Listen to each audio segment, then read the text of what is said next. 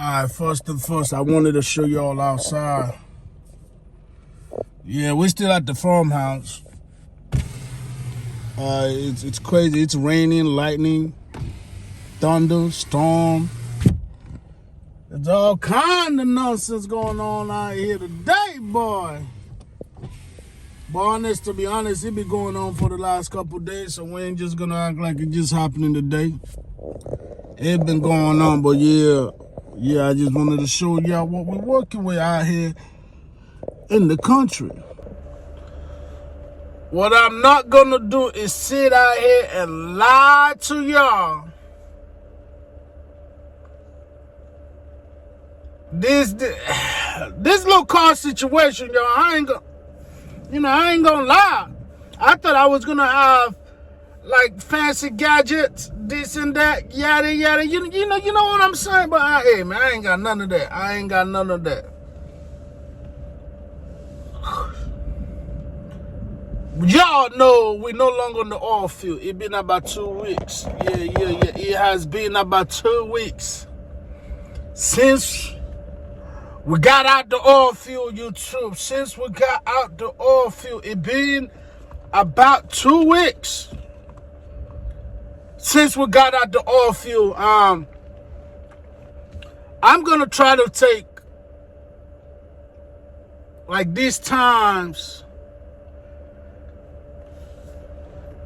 to kind of try to help the oil field hopeful, right? Because I noticed, the oil field is wide open. Oil field is busting it up. I think a lot of us still have this idea that the oil field is what it used to be. And unfortunately, I'm not trying to break nobody's dreams, hopes, and ambition. But the oil field is not this 2025 oil field. Yeah, this 2025 oil field is gangster and thugging, boy. Whoo, thugging. You heard it is thugging, boy. This ain't no. I'm gonna keep saying that over and over until it clicks somewhere. This oil field is not the oil field that I'm pretty sure that got you interested in the coming of the oil field. You know, y'all saw content creator like myself, other people. My stuff is raw. My stuff was vlog. You know, my videos are raw. You know, my videos are real, my videos are raw, my videos are authentic. I didn't really sugarcoat nothing. I just showed y'all what I was doing that day. Day in and day out. That's how I did mine. Now, I don't know if maybe y'all follow other content creators. I just glamorize this. So let me bring you down. I just spent 16 months in the oil field. 16 months in the oil field, YouTube. I started January 2023. I got off in April. Like April 20-something. 2025. January, February, March, April. 16 months in the oil field I just spent. And I'm going to tell y'all some things. I'm going to elaborate on it a little bit when I'm telling y'all these things. I got notes. So if you see me looking down, it's because I got notes. That to everybody looking at going to the oil field, I need y'all to be very, very attentive to these 5 things I'm about to tell you, because it might change your life. I'm going to be sipping on this Mexican water, okay? You don't need to find out what water it is. Just know it's a Mexican water. Yeah. The kind that the gringos be drinking at lunch.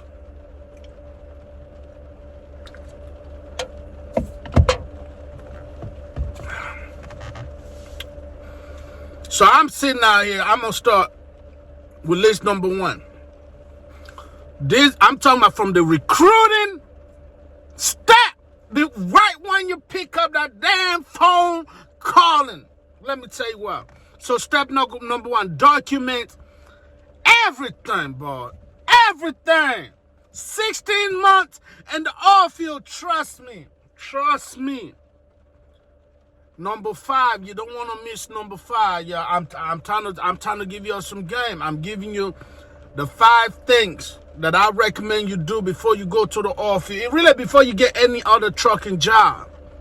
Don't miss out on number 5. So number 1, if you're taking notes, is document everything. In my case, in the case of the oil field, let me tell you why I recommend you document everything. Because when you're going to have potential snow bunny. It might not be a snow bunny, but, it's a woman from the Caucasus whose ancestors came from the Caucasus Mountains. Gonna answer the phone. Hey, what's up, Brian? Oh, Tyrone. Hey, man, listen, man. When you come work for us, Hamilton, when you come work for us, we're gonna give you a white woman with a Latino cooking skill and a black woman's booty, boy. They're selling you the dream. And as truckers, we fall for it all day long. All day long. All these promises. This is why I recommend. Document everything. Keep detailed records of important conversations, emails, or events, especially if you suspect discrimination, mistreatment. This could be crucial if you need to defend yourself or file a complaint. Okay, now, I don't know why I put that whole discrimination thing. Like, I'm going to keep my experience to myself. So this is not on me. In the past, I've had to encounter, you know what?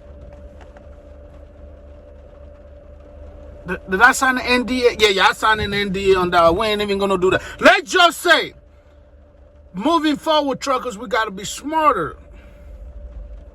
Oh, yeah. In the past, baby. In the past, baby. Oh, yeah. Straight to the bank. Straight to the bank. But I'm going to read you number 1. These are things I've learned. Not in these 16 months necessary. But I'm going to say the last 3-4 years of just being a blue-collar worker. I've done everything. But mostly evolve around big semis, okay? Document everything. Keep detailed records of important conversations, emails, events, especially if you suspect discrimination or mistreatment. This can be crucial if you need to defend yourself or file a complaint. I'm not talking about walking around the company property with a notebook, but bro, listen, we all got cell phones out here. I'm a blogger, man. Y'all be surprised how much audios I got on my phone. Y'all be surprised how much videos I have. With that being said, I know certain companies probably still might be watching my channel. We're not going to say nothing. But I do want to say this. Y'all know what transpired. There's a certain high office personnel that was aware of the situation. I'm just gonna leave it there. If y'all don't know what I'm talking about, y'all get with me. But the main man, damn near the last personnel that I saw know what I'm talking about. I dropped name. It was by accident. While we were having this conversation in the office. You know what Yeah. They were well aware, man. Well aware. So now, I'm going to sit here, put my thinking hat on.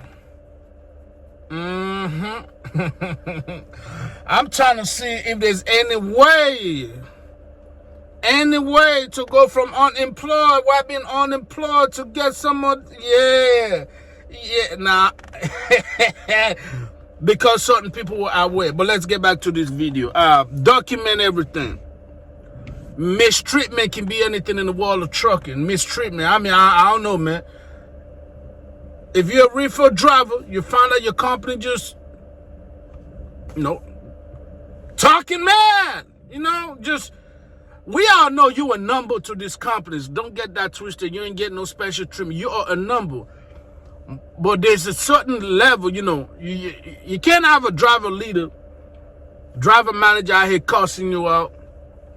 You can't have them doing this, doing that. Just document certain things, man. Discrimination, obviously, if it's obvious. Like I said now, we signed an NDA, but oh yeah. I forgot to tell y'all. I can't tell you now anyway, but just know. Step number one. There are things that happen in step number one. This is why I say document everything, because oh yeah. Oh man, talking about coming in at the right time. Oh man, whoo! I'm not just talking. I'm talking about things that I've been through, done. Yeah. Okay, so you document everything. If you got a dispatcher, just always talking, man. Bro, the newest iPhone can just press a button, bro. You can get everything, audio, video. Me, I know some of y'all thought I just pull up with you in that office without recording nothing. Stop playing with me. 550 whatever gigabyte on this. Yo, listen. Hey, I'm thinking now. I'm thinking. We're gonna figure something out, but number one, record, document every damn thing. If you suspect that they just hating on you, if you suspect that they just like what do you call like pointing you out, don't want to F with you, not giving you loads, whatever, man. You have an issue, you bring it up, they're out here talking mad. Record everything. I'm gonna give you another one. Doing the recruitment process. I'm gonna give you a game. I told you number 5. You want number 5 is important, but this right here, document everything. I'm gonna tell you one thing that we need to stop doing. When you call, hey, my name is X, Y, and Z, yada yada. I'm just calling about the company. Boom. After you file the application, stop talking to people on the phone. Stop talking to these recruiters on the phone, especially if it's recruiters that are straight linked to the company. Because a lot of these companies got an in-house recruiting service going on. Stop talking on the phone. Talk via email. Because email it's a form of a contract. It's almost like a binding contract. So what do I mean? Hey, X, Y, and Z at CAJ Logistics. Hey, man, Hamilton wants you to work for you. You're gonna be making $9,000 to $10,000 a week gross. After that, you're gonna be netting $6,000 every week. Is that right? Oh, and we're gonna give you a 5% raise after 6 months. Oh, is that right? Is 5%? Is that right? They just type in. Oh, is that right? Oh, yeah. Oh, you got a safety incentives, bonus for $1,500 every 2 months. Is that right? Get them to type you all these things. Trust me.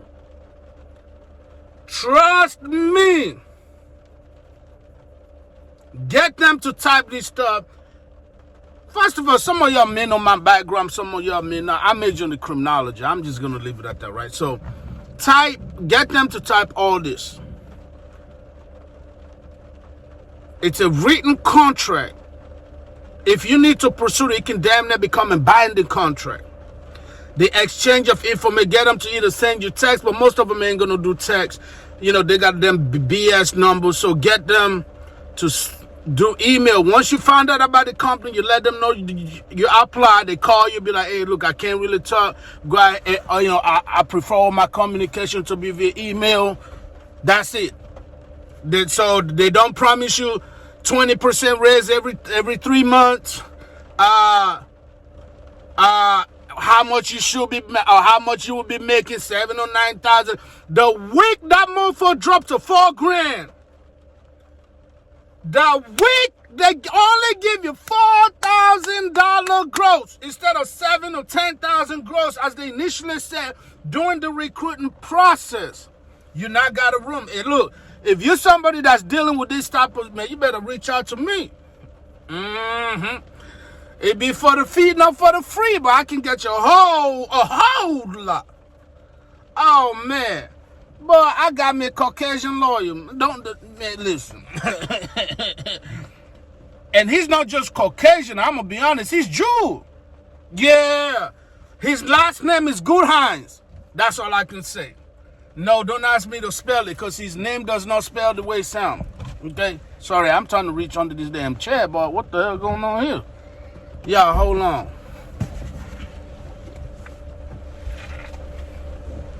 Wait a minute, damn it.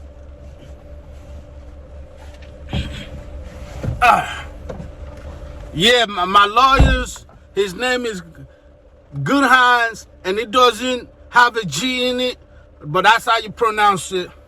Anyways, that's number one. Document everything. Let's move on. I've been talking too much about that. All the promises that were made in writing can become a form of binding contract if you ever want to take a legal route. That's all I got to say. Written can be in the form of text messages or in the form of an email. Number two, understand your rights. Okay, understand your rights. Nah, this ain't no civil right nonsense. We're talking about the workplace right. The workplace. Understand your rights, okay? Familiarize yourself with relevant employment laws and your company's policies, especially regarding discrimination, harassment, retaliation. Knowledge is power when it comes to protecting your interests. Now, I put over here when I said that the policies, because this company's got a scapegoat on every damn thing. Oh, man. If they want to get rid of you, they don't want to make it obvious. All you got to do is F around one time. Anything that look like it might go against the company policy, even if it doesn't go against company policy, they will say it's against company policy. They get rid of your ass scotch-free. They ain't got nothing to worry about because your sucker ass didn't understand the company policies or not familiar with it. Okay? Understand the policies, especially regarding discrimination, harassment, retaliation. Knowledge is power when it comes to protecting yourself and your interest. Once you know the company policies, you know where they stand on harassment, right? You know if they say to, man, I'm telling y'all, man, we be slipping up so freaking much. The reason why I got this one done as understanding your right is, have you ever worked for a company where they say it's a no force dispatch doing your recruitment, and then all this on you get into the damn company, you can't turn down a motherfucking load. Got him, coach. Yeah, they got your ass.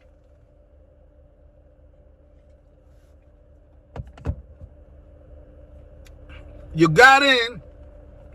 You can't turn down a motherfucking load. They got you coming in with house Negro promises. As soon as orientation is over with, they hit your ass up with field Negro qualifications and duties. If you understand number two, you ain't got to stand for that. If you do number one, integrate that with number two, you ain't got to stand for that. Be like, whoa, hold on now. First of all, doing this potential binding contract on the email. This is a non-force dispatch. Your policies, this is a non-force dispatch. It's right here down the email. You said it. Oh, this is retaliation. You telling me because I turned down that load in a non-force dispatch 2 days ago, now I can't get a load. Oh, harassment. Retaliation.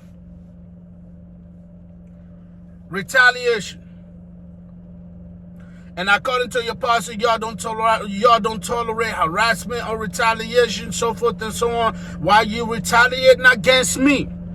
Because you hired me under the premises of no force dispatch. Because I turned out a load. Now all of a sudden you don't want to give me work. I got kids to feed. I got a couple baby mamas out here. You know what I'm saying? We're trying to save up for the next Jane. The next Jordan coming in a couple months. I need me my money. Retaliating, yeah, we ain't doing retaliation, man. But once you understand step one, You got the record. Step 2, you know the policies. You can recognize the harassment and the retaliation. You're comfortable, baby. You're comfortable.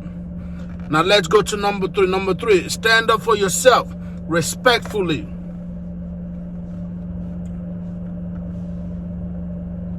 There's a lot of HR or driver managers, especially female, that get no pipe at the house. Respectfully. Of course, I said that respectfully. There's a lot of dispatchers, driver managers in these companies that do not get their chicks clapped at the house.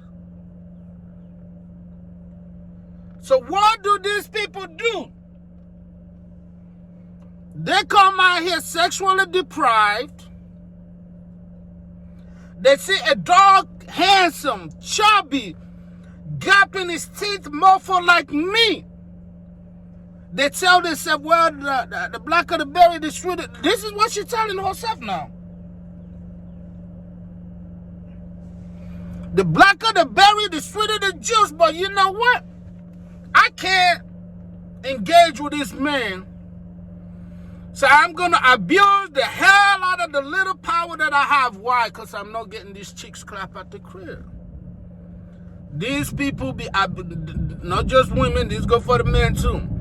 They be abusing their power too damn much, man. They be doing the most, not the lesser, all right? They be doing the most, not the lesser. Therefore, making your life miserable because they got a little bit of power. They think they just the head honcho. You can't let that happen, man. Know your right. Learn how to communicate assertively and respectfully when addressing concerns or disagreeing with your employer. This can involve using transparent communication methods, channeling confidence, and managing reaction to conflict.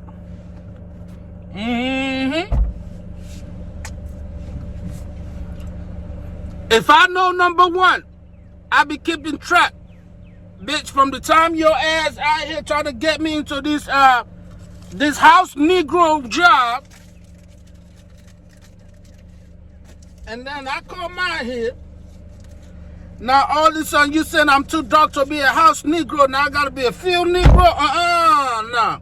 Move to number 2, which is I understand the policy. You ain't just about to talk to me in a type of way. So by the time we get to number 3, boy, I'm already 6'5", 220 pounds on your ass. Look, listen, I'm sorry, Miss Jackson. I know you ain't getting the chicks clap at the crib. I know, bro, you're probably single, you're fat, back. You're probably rocking a 3-inch, and you look at me at a chubby, dark, 9-inch endowed individual like myself. I know you hate now. Look, I get it. Okay, 9-inch a little too much, but let's go back down by the inch. But you get what I'm saying though. He's rocking a 3'2", pause.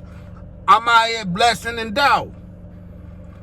But the only thing he got on me is he's my driver manager or he's my dispatch.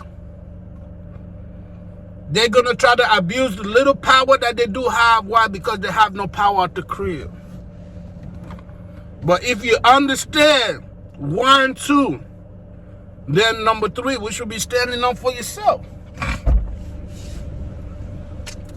You got to learn to address these people respectfully, but you got to be assertive.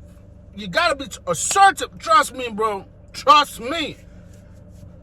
You know what? My last job, every time I went in there, they knew what's up. Yeah. Every time I went in there, they knew a 229, 35-pound mofo is coming in. I did it respectfully. I call everybody ma'am, yes sir, no sir. But one thing I did not do was kiss some ass when I knew I was in the right. I've been in this game for 8 years. I've got all the endorsements you can get. Therefore, you ain't about to talk to me any kind of way. I'm going to assert myself. I'm going to address concern, whether it been in agreement or disagreeing with you. And I'm going to use transparent communication with you. And I'm going to channel my confidence. And I'm going to do it respectfully. You ain't about to talk to me any type of way. It's not happening. Drivers, we got to start doing that, because I noticed a lot of y'all. I had some few drivers where, whether they're working for owner, operator, or small, big company, everything they say, just, yeah, okay, man, this is what it is. Yeah, all right. Y'all don't stand up for yourself, man. Nah, I said that, man. Nah, we ain't doing that. We got to learn to be assertive, stand up for ourselves, just like you ain't going to let the guy in the street abuse you, lie to you, neglect you, take advantage of you. We got to stop letting these companies do that. And I've been doing that. I'm not saying that always being like necessary a positive outcome all the time, but they know after I'm there respectfully, I make everybody money. Everybody I ever work for, I make some money. The only other driver I think that I drive me is Joshua Longoria. That motherfucker be putting in, I don't know, oh my God, 6,000 miles a week or something, man, but he's the only driver. I always make the company money that I work for, but I also know you ain't about to disrespect me like that. Because think about it, if you're a father, your kid, let's say your kid went to that office with you, and he see this young buck or this old woman, old man just talking to you any kind of way, and you taking it, your son could lose respect for you. At the end of the day, we men. So stand up for yourself. So number one, document everything. Number two, understand your rights, the policies, blah, blah, blah, of the company. Number three, stand up for yourself respectfully. I don't say go over there and be like, oh, you mother this, you mother that. Nah, none of that. Just be assertive. Let them know, look, I know the facts. I know what was promised to me. I know retaliation is happening because I turned down the load. Y'all told me there was no force dispatch going on here. Retaliation be taken. This is my problem. This is my concern. I'm letting you know, my driver leader, my driver manager, owner of the company. I don't know who you talking to. Just do it assertively and respectfully.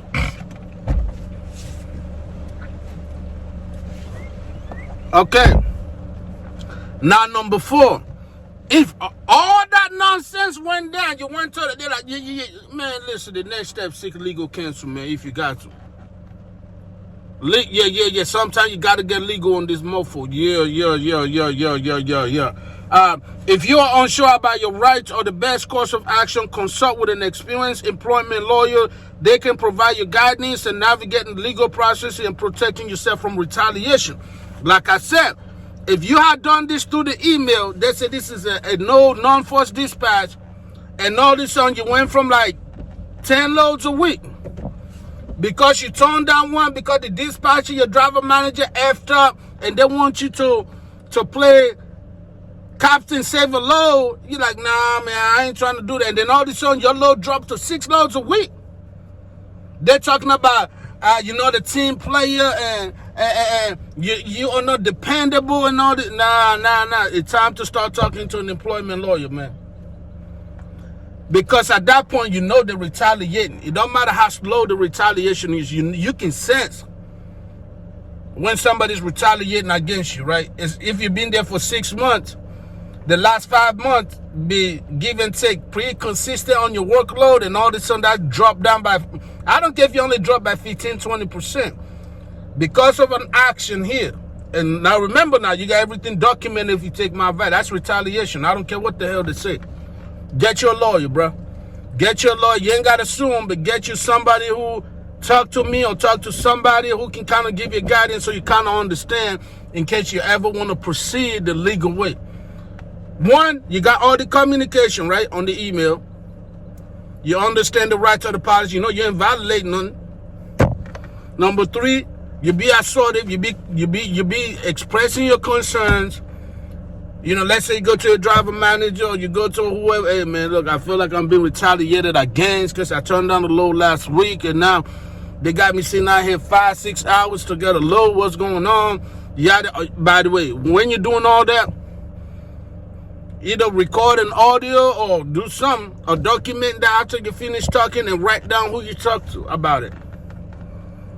If all that failed, yeah, go to number 4, man. hit up an employment lawyer, man. You ain't got to sue him, but just see what you can do. If he continue, then you might have to sue their ass. Or quit the job and then sue their ass. I don't know. Number 5. This is the one y'all be waiting for. Number 5, I put beware of potential hazards.